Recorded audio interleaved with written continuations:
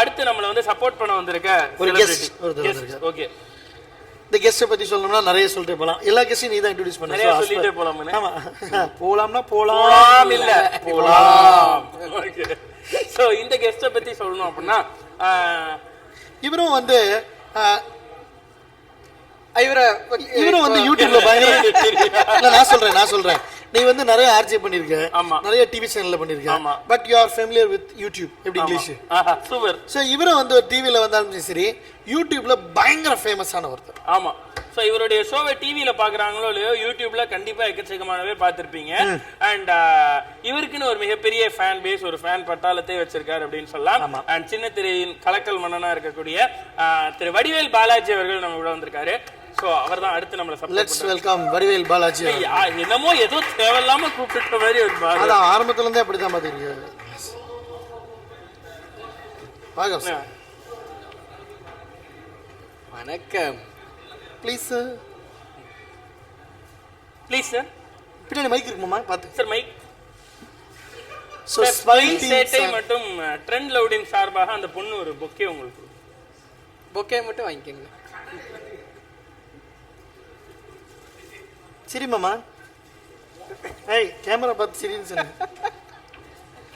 அது எப்படி மூஞ்சி குழந்த மாதிரி வச்சுக்க. அதான் வரக்கூடாத இடத்துக்கு 2006ல இருந்து ஏகப்பட்ட நகைச்சுவை நிகழ்ச்சிகள், ரியாலிட்டி ஷோஸ் நம்ம தொலைக்காட்சியில் வந்திருந்தாலும் எவ்வளவு கான்செப்ட், எவ்வளவு ஒரு எத்தனை வகையான ஸ்கிரிப்ட், சம்பந்தம் வேண்டாத. ஸோ வணக்கம் வடிவேல் பாலாஜி அவர்களே. வணக்கம் சுட்டியார் இருந்தவர்களே. பேச வச்சிடுறீங்களான்னு பாத்துறேன்னு வந்திருக்கீங்களா? என்னங்க பேச வச்சிருங்கடா பாப்போன்னு வந்திருக்கீங்களா? வச்சிருங்க. ஸோ ரொம்ப தேங்க்ஸ் நீங்கள் ஃபர்ஸ்ட் ஆஃப் ஆல் வந்ததுக்கு. எங்கே போகிறீங்க? உட்காருங்க சார். தேங்க்ஸ்னா நன்றி, எந்திரிச்சு போங்க இல்லை தேங்க்ஸ்னா. ஸோ நீங்கள் எத்தனை தடவை இது மாதிரி ஓட்டு போட்டிருக்கீங்க? 8 தடவை. ஓட்டு போடக்கூடிய வயசு வந்ததுலேருந்து போட்டுட்ருக்கேன். அதான் வந்து எத்தனை தடவை இது தேர்தல் வந்து தேர்தல் எத்தனை தடவை அட்டன் பண்ணியிருப்பேன்? தேர்தல் எத்தனை தடவை அட்டன் பண்ணியிருப்பேன்? என்ன அட்டன் பண்ணியிருப்பேன்? தேர்தல் வந்து பல முறை ஒவ்வொரு முறையும் அட்டன் பண்ணியிருக்கேன். இப்போ நீ 8 தடவை ஓட்டு போட்டிருக்கல? ஆமாம்.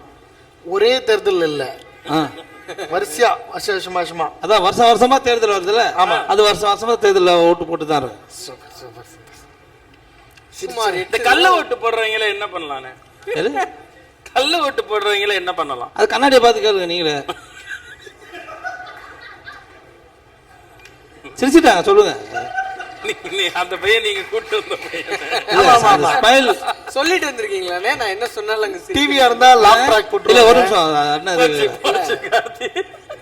நீங்க நம்ம என்ன ஒண்ணும் இல்ல. டேப்லெட் போடுங்க. கையெல்லாம் நடக்குது சொல்லுங்க.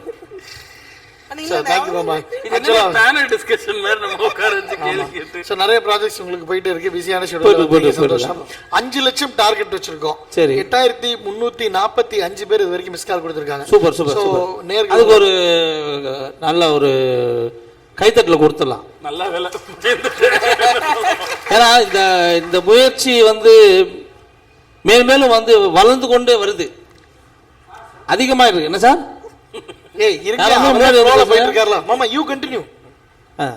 அதாவது வந்து நீங்க 5 லட்சம் சொல்லிருக்கீங்களா? இப்ப எவ்வளவு இருக்கு? 8000 வந்துருச்சு. 8000. இதுவே வந்து உங்களோட அந்த டார்கெட்டுக்கு வந்து ஒரு பெரிய ஒரு முன்னேற்றம். இது அந்த 5 லட்சம் முடிகிற வரைக்கும் நீங்க பேசிக்கிட்டே தான் இருப்பீங்க. என்ன நீ முடிகிற வரைக்கும் இல்ல சார், அந்த 5 லட்சம் அதாவது முடியுதுன்னா நிறைவேனா இப்படித்தானே காட்டணும். இப்ப மொட்டை மாட்டினா இப்படிதான் காட்டணும். அதுக்கு மேல போச்சுன்னா சொல்லுங்க. இல்ல நேர்கள்ட்ட அப்புறமேல் பேசுவேன், எங்கிட்ட பேசுங்க. ஒரு தடவை தான் கொடுப்பேன் பேமெண்ட். பரவாயில்ல சரிங்களா? அது வந்து நீங்க எத்தனை நாள், இப்போ ஒரு 2-3 நாள் அதோட அந்த 5 லட்சம் பேர் இல்ல. இப்போ வந்து நாள் கணக்கோ நேரம் கணக்கோ நம்ம பிளான் பண்ணல. இல்ல 5 லட்சம் மிஸ்டு கால் எப்போ வருதோ அது வரைக்கும் நாங்க பேசிட்டு தான் இருக்க போறோம். கண்டிப்பா உங்களோட முயற்சி வந்து இன்னும் ஒரு 2 மணி நேரத்துக்குள்ள முடிஞ்சிடலாம். ஆஹா சூப்பர். தெய்வமே தெய்வமே. அதாவது நல்ல விஷயத்த சொன்னோன்னு தெய்வமாக்கி போய் மாலை போட்டுருவேன். சரி, உங்களுடைய நிகழ்ச்சிகள்ல நீங்க கான்செப்ட்ஸ் எப்படி ரெடி பண்றீங்க? இல்ல நீங்க இப்ப சொல்லுங்க. இப்ப இப்பதான் சொன்னேன், அதாவது வந்து 2 மணி நேரத்துக்குள்ள உங்களோட டார்கெட் முடிஞ்சிடும் சொன்னேன் இல்லையா? நீங்க இதை பத்தி பேசுனீங்கன்னா ஜென்மத்துக்கும் வந்து நீங்க அடுத்த எலெக்ஷன் வரைக்கும் நீங்க பேசிட்டு தான் இருக்கணும். இல்ல முடிஞ்சிரும்னா 5 லட்சம் முடிஞ்சா இல்ல பேசுறதுக்கு ஆள் இல்லாம வாய். சார் என்ன சொல்ல வர்றீங்க இப்ப? நான் எதுவுமே சொல்லல, நான் எதுவும் சொல்லல.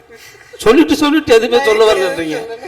நான் சொல்லுவேன், நீங்க நீ முறைப்பீங்க. மாமா இங்க பாரு, நாங்க 3 பேர் உட்கார்ந்தவொடனே நீ சிரிச்சா போச்சு மாதிரியே நினைக்கிற.